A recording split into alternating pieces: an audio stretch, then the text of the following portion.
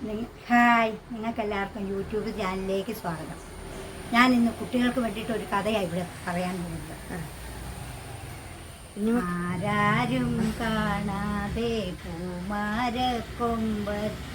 കുഞ്ഞാറ്റ പൈകിളി മുട്ടയിട്ടു. ആരും കൊതിച്ചു പോകും ആ മുട്ട കണ്ട. നമുക്ക് സദാസമയം കാത്തു സൂക്ഷിച്ച് ആ പൊന്മുട്ടകൾ പൊട്ടി. 4-5 ദിവസങ്ങൾ കഴിഞ്ഞു. കുഞ്ഞി ചുണ്ടുകളും കുഞ്ഞി കണ്ണുകളും വെള്ളത്തോലും കൊണ്ട് അമ്മക്കിളിയുടെ കണ്ണുകൾ നിറഞ്ഞുപോയി. 4-5 ദിവസങ്ങൾ കഴിഞ്ഞു.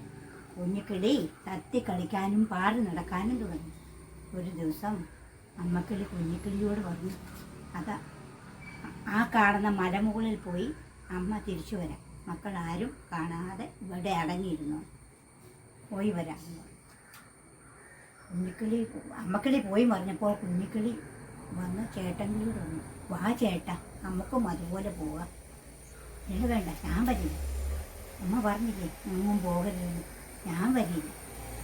നീ വരുന്നില്ലെങ്കിൽ വരണ്ട, ഇതാ ഞാൻ പോവുക എന്നും പറഞ്ഞ് അനിയൻകിളി പറന്നുപോയി. വലിയൊരു പാറക്കെട്ടുകളിലിടയിൽ അനിയൻകിളി പറന്ന് എന്ന് താഴോട്ട് വീണ് മുള്ളുകൾക്കിടയിൽ വീണ് അമ്മക്കിളി കുഞ്ഞിക്കിളി ഭയങ്കര കരച്ചിൽ. അയ്യോ അമ്മേ രക്ഷിക്കണേ, അമ്മേ രക്ഷിക്കണേ എന്ന് കരച്ചിൽ. അതിനെ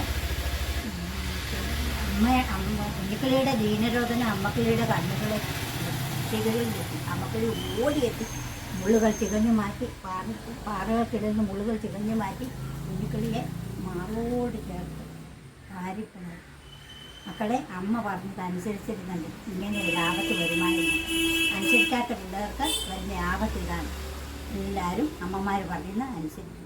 ഇത്രയും പറഞ്ഞ് ഞാൻ എൻ്റെ കഥ അവസാനിപ്പിക്കും.